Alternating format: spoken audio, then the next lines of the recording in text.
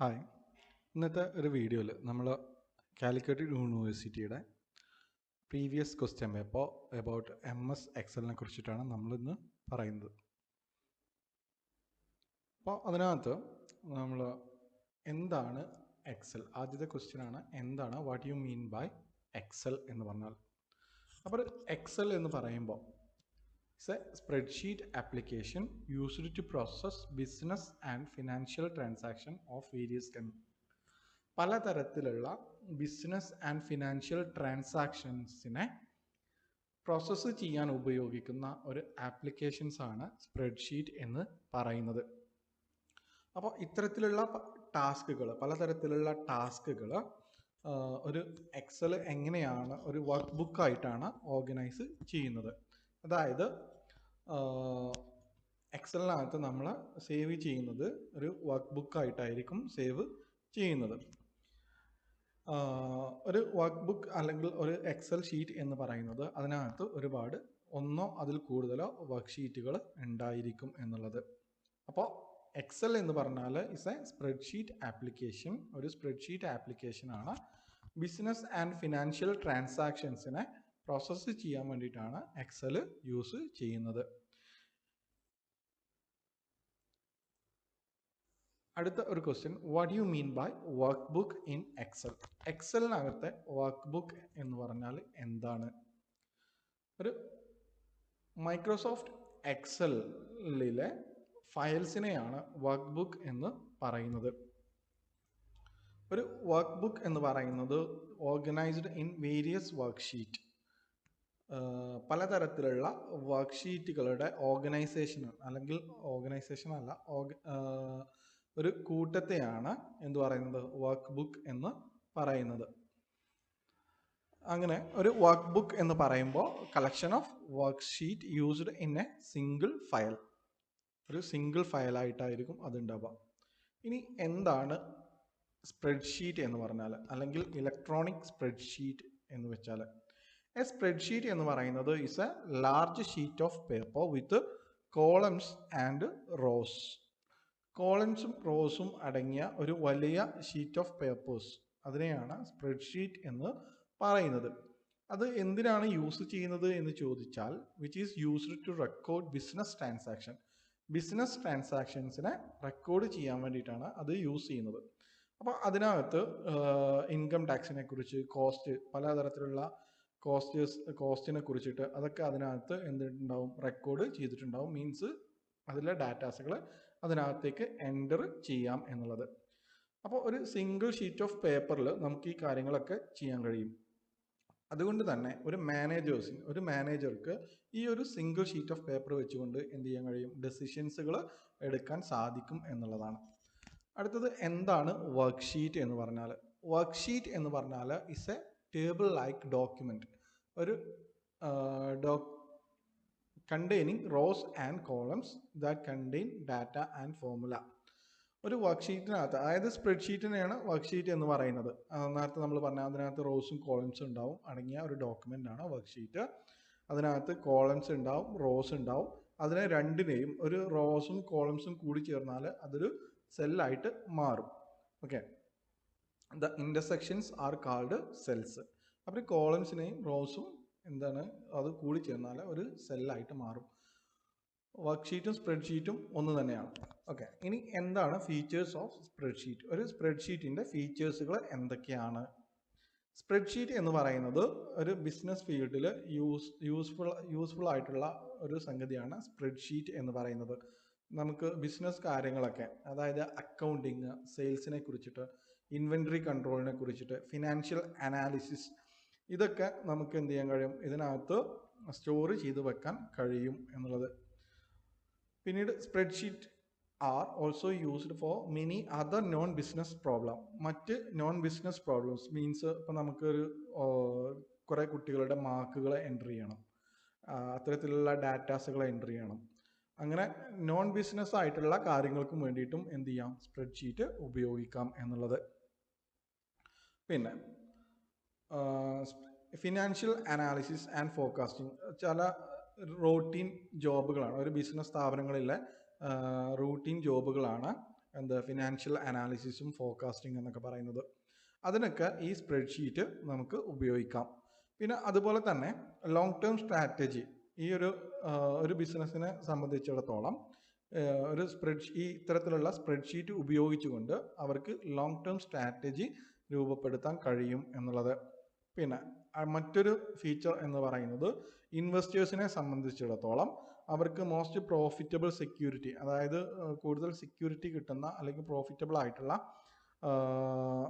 ഇതിലേക്ക് ഇൻവെസ്റ്റ് ചെയ്യാൻ വേണ്ടിയിട്ട് ഇത്തരത്തിലുള്ള സ്പ്രെഡ്ഷീറ്റിനെ ഉപയോഗിക്കാം എന്നുള്ളത്. അപ്പോൾ സ്പ്രെഡ്ഷീറ്റ് എന്ന് പറയുന്നത് എന്താണ്, ബിസിനസ്സിലെ കാര്യങ്ങളൊക്കെ സ്റ്റോർ ചെയ്ത് വെക്കാൻ അല്ലെങ്കിൽ രേഖപ്പെടുത്താൻ ഉപയോഗിക്കുന്ന ഒരു ആപ്ലിക്കേഷനാണ് സ്പ്രെഡ്ഷീറ്റ് എന്ന് പറയുന്നത്. ഇനി next, what is cell reference എന്ന് പറയുന്നത്. ഒരു സെൽ റെഫറൻസ് എന്ന് പറഞ്ഞാൽ അപ്പോൾ നമ്മൾ ഒരു എക്സലിനകത്ത് ഒരു ഫീച്ചേഴ്സാണ്. നമുക്ക് എന്ത് ചെയ്യാം, പലതരത്തിലുള്ള ഫോർമുലാസ് അതിനകത്തുണ്ട്. നമുക്ക് കാൽക്കുലേഷൻസുകൾ വളരെ പെട്ടെന്ന് ചെയ്യാം. അതിനു വേണ്ടിയിട്ട് അവർ ഫോർമുല യൂസ് ചെയ്യുന്നുണ്ട്. അങ്ങനെ ഫോർമുല യൂസ് ചെയ്യണം എന്നുണ്ടെങ്കിൽ അതിനകത്ത് അവരെന്ത് ചെയ്യുന്നുണ്ട് വെച്ചാൽ ഒരു സെല്ല് റെഫറൻസ് ചെയ്യണം. ഇപ്പോൾ ഇതിനകത്ത് ഒരു മാർക്ക് ഷീറ്റ് ഓഫ് ക്ലാസ് 10 10ാം ക്ലാസ്സിലെ ഒരു മാർക്ക് ഷീറ്റാണ് കാണുന്നത്. ഇതിൽ അലീമ എന്ന് പറയുന്ന ഒരു കുട്ടിയുടെ പേര് നമ്മൾ എന്ത് ചെയ്യുന്നു, റെഫറൻസ് ചെയ്യുന്നു. അപ്പോൾ അത് എന്ത് ചെയ്യും, ആ റെഫറൻസ് ഏതിലാണ് കാണിക്കുന്നത്, മുകളിലെ ബാറിൽ നമുക്കറിയാം A3 എന്ന് പറയുന്ന സെല്ലാണ് സെലക്ട് ചെയ്തിട്ടുള്ളത് എന്നുള്ളത്. ഇങ്ങനെ A3 എന്ന് പറയുന്ന സെല്ല്, ഇനി നമുക്കൊരു കൂട്ടം സെല്ല് സെലക്ട് ചെയ്യണമെന്നുണ്ടെങ്കിൽ അങ്ങനെയും സ്പ്രെഡ്ഷീറ്റിൽ നമുക്ക് സെലക്ട് ചെയ്യാം. അപ്പോൾ അതിൻ്റെ റേഞ്ച് എന്ന് പറയുന്നത് C3 മുതൽ C5 വരെയാണ് അതിൻ്റെ റേഞ്ച് എന്ന് പറയുന്നത്. അപ്പോൾ എന്താണ് സെൽ റെഫറൻസ് എന്ന് പറഞ്ഞാൽ, ഒരു പെർട്ടിക്കുലർ സെല്ല് ചൂസ് ചെയ്യുക അല്ലെങ്കിൽ സെല്ലിനെ ചൂസ് ചെയ്യാൻ വേണ്ടിയിട്ടാണ് സെൽ റെഫറൻസ്, അല്ലെങ്കിൽ ഗ്രൂപ്പ് ഓഫ് സെല്ലിനെ സെലക്ട് ചെയ്യാൻ വേണ്ടിയിട്ടാണ് സെൽ റെഫറൻസ് യൂസ് ചെയ്യുന്നത്. ഇനി സെൽ റെഫറൻസ് എന്ന് പറയുന്നത് രണ്ട് തരത്തിലുണ്ട്. ഒന്ന് റിലേറ്റീവ് സെൽ റെഫറൻസസും മറ്റൊന്ന് ആബ്സല്യൂട്ട് സെൽ റെഫറൻസസും. എന്താണ് റിലേറ്റീവ് സെൽ റെഫറൻസസ് അല്ലെങ്കിൽ എന്താണ് ആബ്സല്യൂട്ട് സെൽ റെഫറൻസ് എന്ന് നോക്കാം. റിലേറ്റീവ് സെൽ റെഫറൻസസ് എന്ന് പറഞ്ഞു കഴിഞ്ഞാൽ നമുക്കൊരു എക്സാമ്പിൾ നോക്കാം. അതായത് ഇവിടെ ഒരു മാർക്ക് ഷീറ്റ് നമുക്ക് കാണാൻ കഴിയും. ആ മാർക്ക് ഷീറ്റിനകത്ത് നേരത്തെ തന്നെയാണ്. അപ്പോൾ ഇതിനകത്ത് നമുക്ക് നോക്കിക്കഴിഞ്ഞാൽ ഒരു ഫോർമുല നമുക്ക് കാണാൻ കഴിയും. നമ്മൾ ഇപ്പോൾ സെലക്ട് ചെയ്തിട്ടുള്ളത് F3 എന്ന് പറയുന്ന സെല്ലിനെയാണ് നമ്മൾ സെലക്ട് ചെയ്തിട്ടുള്ളത്. അപ്പോൾ F3 എന്ന് പറയുമ്പോൾ അവിടെ നമുക്ക് അറിയാം അതിലെ ഫോർമുല എന്ന് പറയുന്നത് നമ്മൾ റിലേറ്റീവ് സെൽ റെഫറൻസ് ആണ്. അപ്പോൾ F3 എന്ന് പറയുമ്പോൾ ഇതിനകത്ത് B3 plus C3 plus D3 plus E3, അതായത് ഈ മാർക്കുകളുടെ ഒരു അഡീഷനാണ്, ഇത് കൂട്ടിയിട്ടുള്ള ഇതിൻ്റെ സമ്മാണ് ഇതിനകത്ത് ഡിസ്പ്ലേ ചെയ്യുന്നത്. ഇനി നമുക്ക് എന്ത് ചെയ്യാം, ഇതിനകത്ത് ഫോർമുല നമുക്ക് ഇതിലോട്ട് കോപ്പി ചെയ്ത് കഴിഞ്ഞാൽ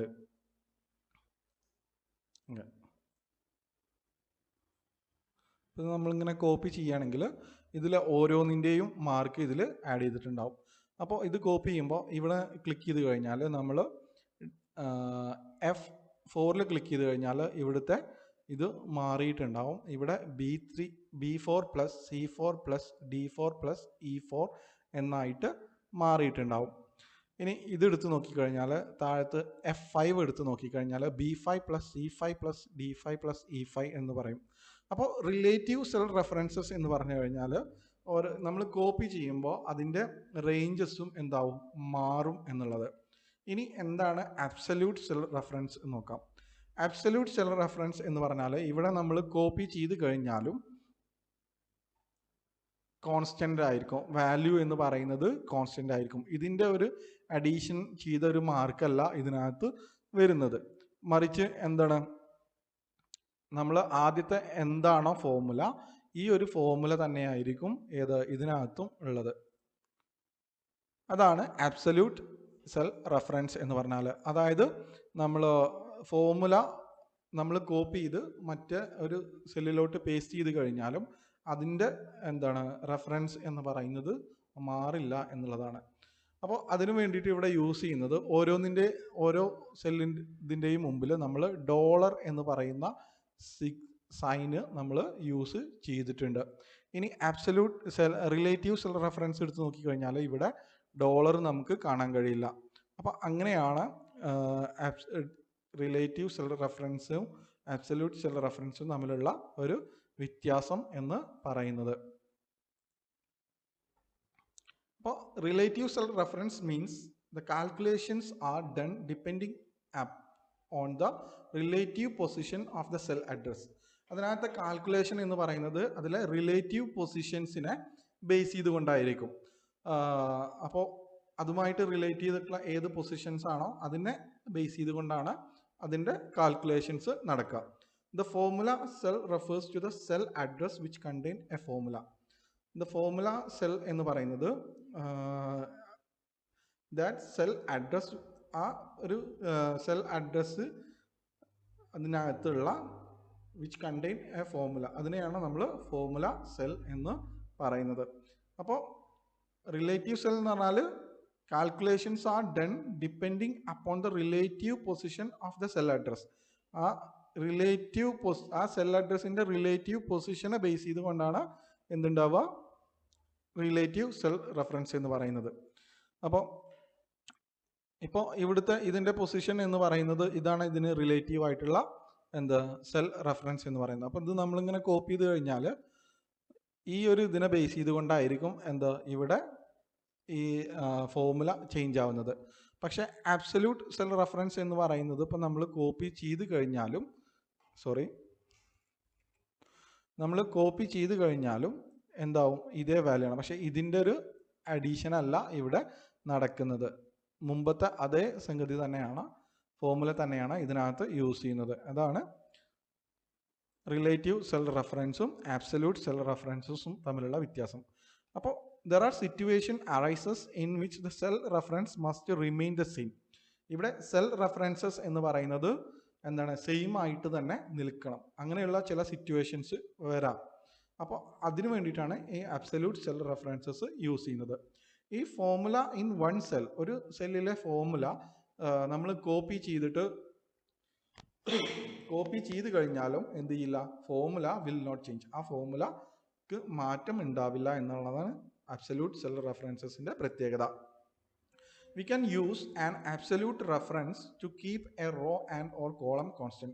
ഒരു റോയോ അല്ലെങ്കിൽ കോളമോ കോൺസ്റ്റന്റ് ആയിട്ട് കീപ്പ് ചെയ്യാൻ വേണ്ടിയിട്ട് നമുക്ക് എന്ത് ചെയ്യാം, ആബ്സല്യൂട്ട് സെൽ റെഫറൻസസ് യൂസ് ചെയ്യാം എന്നുള്ളത്. It remains the same as that of first cell. നമ്മൾ എന്താണോ ഫസ്റ്റ് സെല്ലിൽ കൊടുത്ത ഫോർമുല അത് തന്നെയായിരിക്കും ഇതിൽ കോപ്പി ചെയ്താലും.